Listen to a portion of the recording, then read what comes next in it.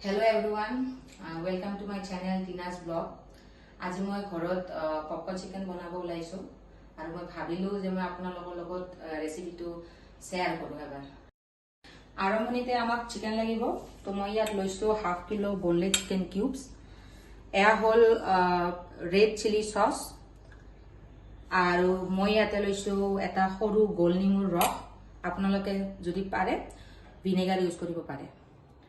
ইয়াতে লৈছো মই 2 চামুচ জিঞ্জাৰ পাউডাৰ আৰু এয়া হল 2 চামুচ ৰেড চিলি পাউডাৰ আৰু এয়া হল সয়া সস। আহক মই মেৰিনেট কৰিম এতিয়া। তো ফাৰ্ষ্টতে আমি ইয়াত এড কৰিম নেমুৰ ৰসখিনি, তাৰপিছত আমি এড কৰিম ginger powder, red chili powder,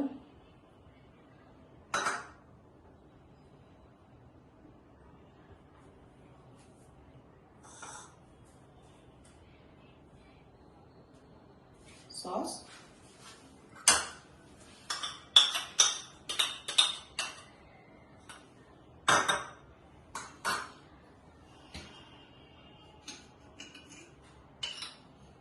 এয়া হল সয়া সস। ইয়াত আমি সয়া সস 1 চামুচ ইউজ কৰিম, কাৰণ আমি ইয়াতে হাফ কিলো চিকেন ইউজ কৰি আছো।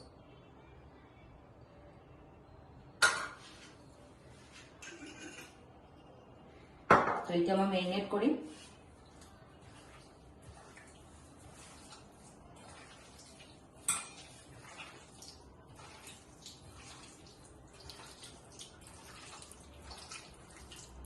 হাতেৰে মেৰিনেট কৰিলে অলপ বেছি ভাল হয়, তো সেইটো কাৰণে মই ইয়াতে হাতেৰে মেৰিনেট কৰি দেখাইছো। আপোনালোকে যদি পাৰে স্পুন ইউজ কৰিব পাৰে, কোনো কথা নাই।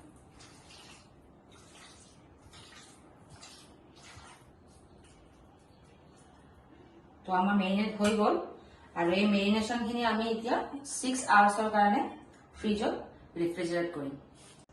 সৰি গাইজ, মই এটা বস্তু পাহৰি গৈছিলো। ইয়াতে যিটো মেইন ইনগ্ৰেডিয়েন্ট বুলি কয় খানা, সেইটো হৈছে নিমখ। তো নিমখটো আপোনালোকে নিজৰ টেষ্ট অনুযায়ী এড কৰিব পাৰে। তো মই ইয়াতে 2 চামুচ নিমখ এড কৰিছো। ইয়াত মেৰিনেট কৰিছো আৰু মই যেনেকে আগৰ লাইনত কলো যে ইয়াক আমি এতিয়া 6 ঘণ্টাৰ কাৰণে ফ্ৰিজত ৰেফ্ৰিজাৰেট কৰি ৰাখিম। এতিয়া মই থালখনৰে ঢাকিলো আৰু 6 ঘণ্টাৰ কাৰণে মই তাক ৰেফ্ৰিজাৰেট কৰি ৰাখিম আৰু আপোনালোকক 6 ঘণ্টা পাছত লগ পাম। এভৰিৱান, আমি পুনৰ 6 ঘণ্টা পাছত পপকৰ্ন চিকেনৰ ৰেচিপি লৈ উভতি আহিছো। এতিয়া মই দেখাম 6 ঘণ্টাৰ পাছত তাৰ লুক কেনেকুৱা হয়। আহক চাওঁ কেনেকুৱা হয়। এনেকুৱা হ'ব মেৰিনেট কৰাৰ পিছত, তাক 6 ঘণ্টা পুৰা ৰেফ্ৰিজাৰেট কৰাৰ পিছত তাৰ কালাৰ এনেকুৱা হ'ব। তো ইয়াৰ লগতে মই এটা বস্তু আপোনালোকক আৰু ক্লিয়াৰ কৰিব খুজিছো যে আৰম্ভণিত মই মানে আপোনালোকক জিঞ্জাৰ পাউডাৰ বুলি মেনশ্যন কৰিছিলো। আচলতে মোৰ এইটো বহুত ডাঙৰ ভুল হৈছে। আচলতে মই জিঞ্জাৰ পাউডাৰ এড কৰা নাছিলো, কাৰণ মই নিজে ৰেচিপিটো শিকি আছো। তো আজি শিকাৰ কাৰণে মই শিকি শ্বেয়াৰ কৰি আছো। তো সেইটোৰ কাৰণে মোৰ অকণমান লিপষ্টিকত গড়বড় হৈছে, তাৰ কাৰণে মোক ক্ষমা কৰি দিব। আৰু এনেও মই এই ৰেচিপিটোৰ গোটেই লিষ্টখন ডেছক্ৰিপশ্যনত মই দিমেই, আপোনালোকে ভালদৰে চাই ল'ব, চাই পেলাই বনাব। তো এইটো আছিলে পাউডাৰটো, গাৰ্লিক পাউডাৰ। মই এইটো ইউজ কৰিছিলো, তাৰ ঠাইত মই জিঞ্জাৰ পাউডাৰ বুলি কৈছিলো, তাৰ কাৰণে চৰি। এতিয়া আহক মই কেনেকে এতিয়া মেৰিনেশ্যন আকৌ ইয়াৰ কাৰণেও মেৰিনেট কৰিব লাগিব, তাৰ পাউডাৰ ৰেডি কৰিব লাগিব, সেইটো মই দেখাম এতিয়া। আহক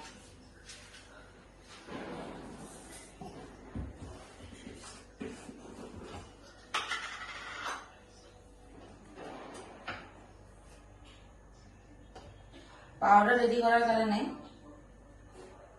আমি ময়দা 1 কাপ লৈছো আৰু অকণমান মই এড কৰিম, কাৰণ মই হাফ কিলো চিকেন ইউজ কৰিছিলো। তো মই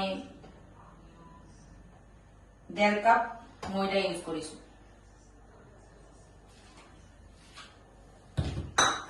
এয়া হ'ল কৰ্ণফ্লোৰ,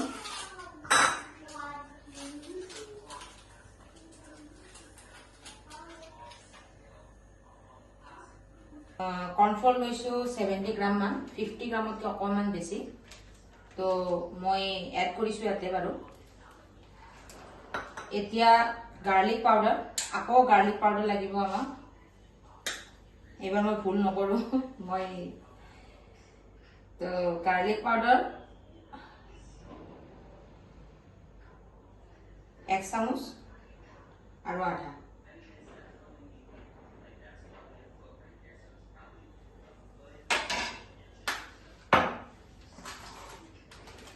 ৰেড চিলি পাউডাৰ অকণমান ইউজ কৰিব লাগিব। তো 1 চামুচ ৰেড চিলি পাউডাৰ আৰু লাষ্টত নিমখ অকণমান এড কৰিছোঁ। আপোনালোকে নিজৰ টেষ্ট অনুযায়ী এড কৰিব।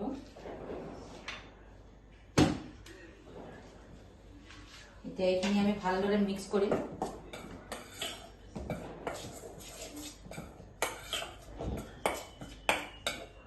ভালদৰে মিক্স কৰিব। তাৰ এয়া ৰেডি।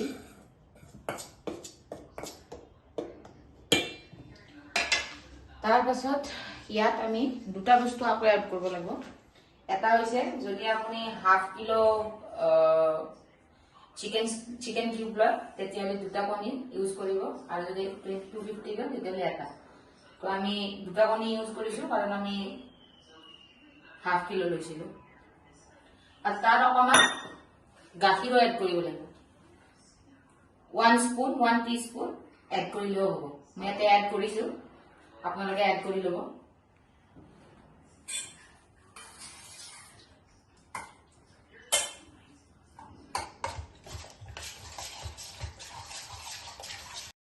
তো এতিয়া আমি চিকেনটো কেনেকৈ ৰেডি কৰিম পপকৰ্ণ হিচাপত, সেইটো মই এতিয়া দেখাম, সেইটো কেনেকৈ কৰে। তো আহক। ইয়াতে মই অকণমান এটা সৰু বাউলত পানী লৈছোঁ। তো ফাৰ্ষ্টতে আমি কি কৰিম, যিখিনি মেৰিনেট কৰা চিকেন আছে বেছি ইমান এটা এড কৰিব নালাগে, অলপ অলপ কৰি এড কৰিব লাগিব। তেনেকৈ মই ইয়াতে দেখাম কেনেকৈ এড কৰিব লাগে।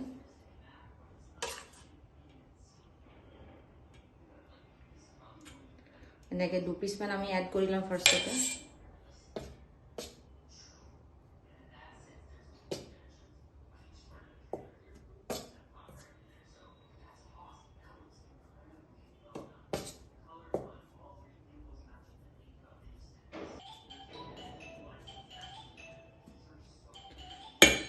মই অকণমান হাতৰ ইউজ কৰিছোঁ কাৰণ এইটো অকণমান এনেকৈ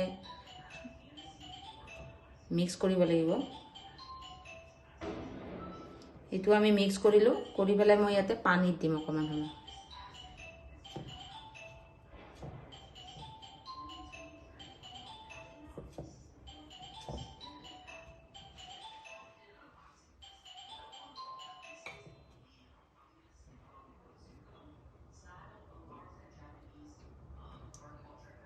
পানী দিলোঁ, অকণমান সময় থকাৰ পিছত তাক পানীৰ পৰা আকৌ ওলাব লাগিব।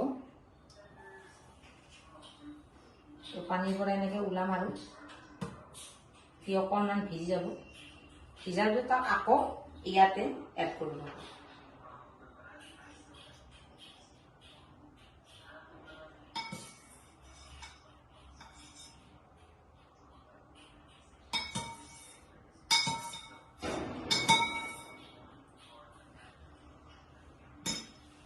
আকৌ ইয়াতে এনেকৈ এড কৰিব লাগিব অকণমান।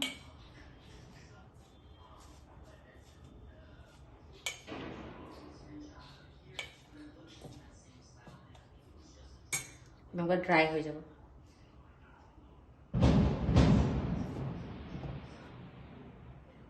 এনেকৈ আমি তাক বনাই লওঁ। এয়া মই এনেকৈ ৰেডি কৰি লৈছোঁ অকণমান আপোনালোকক দেখাবৰ কাৰণে। তো মইতো দেখাইছোঁ কেনেকৈ ৰেডি কৰে।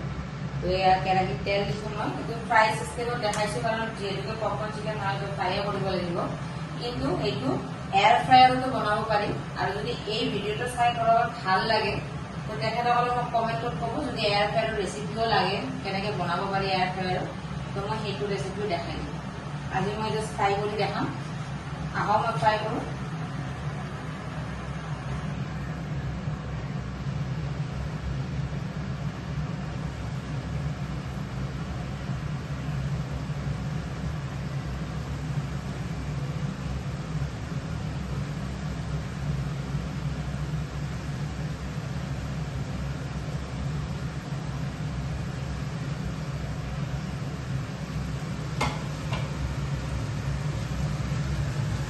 বেছি ফ্ৰাই কৰিব নালাগে কাৰণ এইটো 6 ঘণ্টা মেৰিনেট কৰা হৈছে তো লাইট অকণমান ফ্ৰাই কৰিলে হৈ যাব তেলত কাৰণ বেছি ফ্ৰাই কৰিলে তাৰ কালাৰো বহুত ডাৰ্ক হৈ যাব আৰু খাবলৈও তাৰ সোৱাদ নালাগিব তো অকণমান ক্ৰিস্পি হোৱালৈকে আমি ৰাখিম তাৰপাছত আমি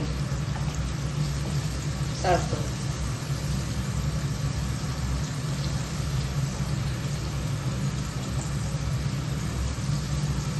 মোৰ পিসবিলাক অকমান ডাঙৰ হৈছে আপোনালোকে যেনেকৈ বিচাৰে ইয়াতটো অকমান সৰু কৰিব পাৰে বা এনেকৈ পিস কৰি পেলাই বনাব পাৰে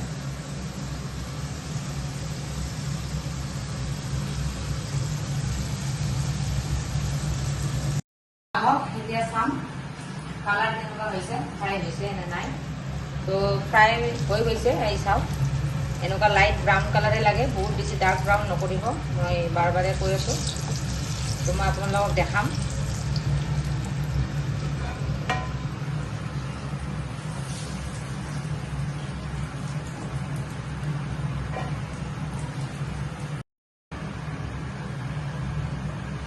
তো এয়া চাওক তার কালারে চাও একদম পপকর্ন চিকেনের নিচিনা হয়েছে তো বহুত গরম হয় তথাপিতো মই অকমান ট্রাই করে দেখাম কেনেকুৱা হয়েছে কি কথা